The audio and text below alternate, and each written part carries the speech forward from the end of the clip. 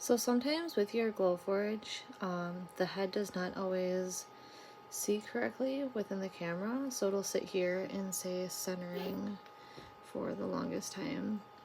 And I can go over to my machine and show you kind of what it does. I don't know if you just heard that in the background, but it just kind of makes these small little movements.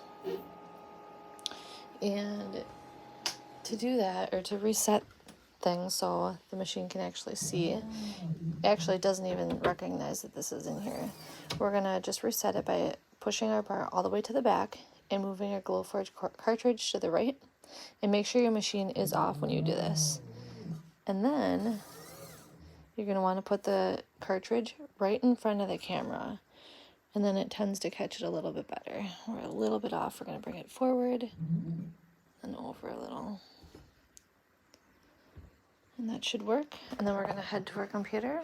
Or turn it on first. We're gonna head to our computer and see if that catches it.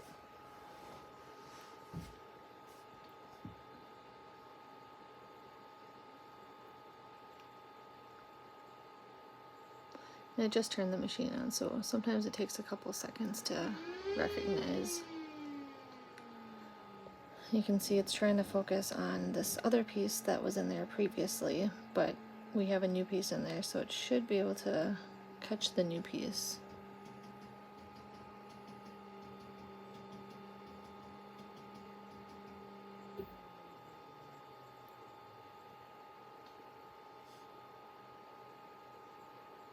Give it a couple seconds to think here.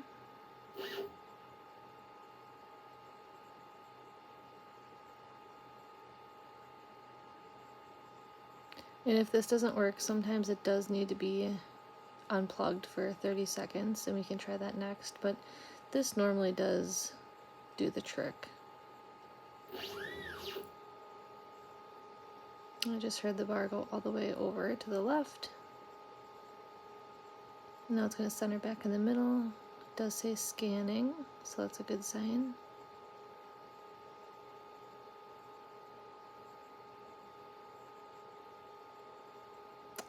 There we go.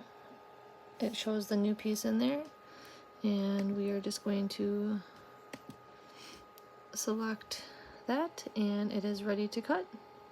Thanks for watching.